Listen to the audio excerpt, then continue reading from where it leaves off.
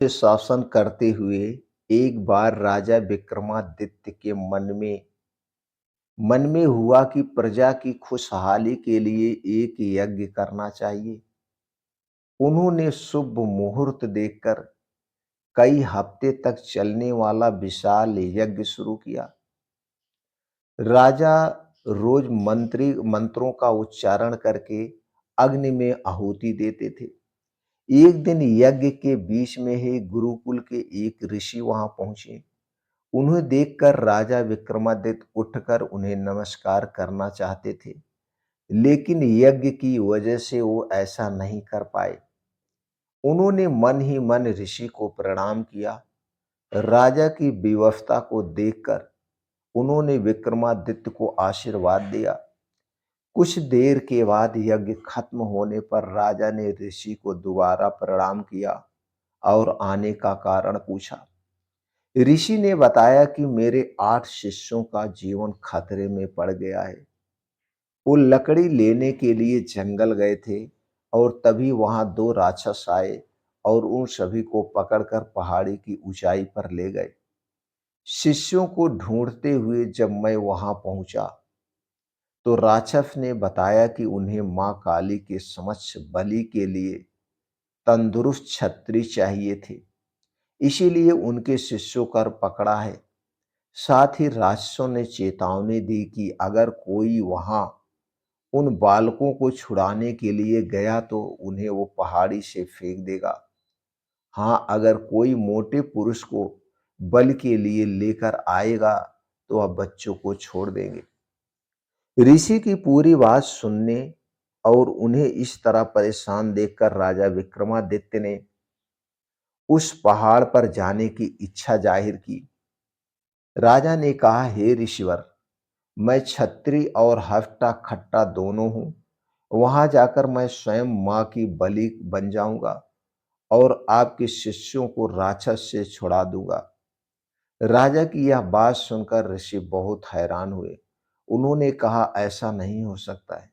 मैंने स्वयं को बलि बनाने का प्रस्ताव दिया था, लेकिन राक्षसों ने ठुकरा दिया। अब स्वयं राजा की बलि ना तो राक्षस स्वीकार करेंगे और ना मैं ऐसा होने दूंगा। कुछ बच्चों के लिए प्रजा के दाता की बलि चढ़ाना गलत है। ऋषि की किसी बात को राजा ने नहीं सुना और पहाड़ पर जाने की जिद करने लगे। आखिर में उन्होंने ऋषि से कहा, देखिए मान्यवर, राजा का धर्म होता है कि वो प्रजा की रक्षा करे, चाहे उसके लिए राजा को अपनी जान ही की दांव पर क्यों ना लगाना पड़े, अपनी जान ही क्यों ना देना पड़े।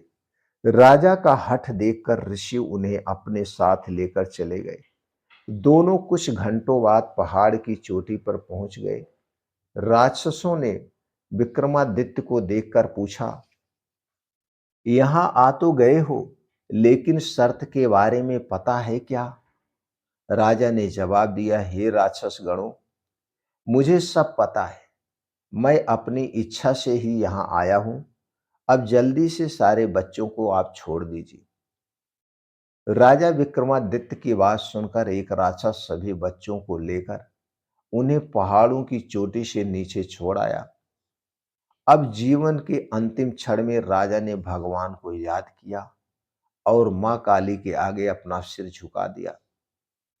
तभी दूसरा राक्षस अपनी तलवार लेकर उनके सिर पर प्रहार करने लगा। प्रहार करने के लिए आगे बढ़ा। राजा थोड़े भी परेशान नहीं हुए और लगातार भगवान का नाम जपने लगे। तभी अचानक राक्षस ने अपने हाथों से तलवार को नीचे फेंक दिया। सिर ना कटने पर राजा ने जब पीछे मुड़कर देखा तो वह हैरान हो गए। दोनों राक्षस बहुत सुंदर युवराज जैसे दिख रहे थे। उस समय पर्वत की पूरी चोटी चमकने लगी और वातावरण में फूलों की खुशबू फैल गई। राजा कुछ समझ नहीं पाए और आश्चर्य से उनकी तरफ देखने लगे। तब दोनों ने राजा को बताया कि वह इंद्र और वरुण देवता हैं, जो उनकी परीक्षा लेने के लिए आए थे। दोनों देवों ने कहा, हमने तुम्हारी बहुत तारीफ सुनी थी, इसीलिए देखना चाहते थे कि तुम अपनी प्रजा के लिए क्या कुछ कर सकते हो। अपनी प्रजा के लिए जान अपने दांव पे लगाने में तुम संकोच करोगे या नहीं। हे राजन, आपके अंदर प्रजा के लिए इतना प्रेम देखकर हम बहुत प्रसन्न हैं। इतना कहने के बाद दोनों देवों ने राजा विक्रमादित्य को आशीर्वाद दिया और अपने लोक चले गए। दोस्तों, कहानी पूरी होती उस सभा में बैठे हुए सभी लोग जय जयकार करने लगे, जय हो विक्रमादित्य। दोस्तों, राजा हो तो ऐसा राजा हो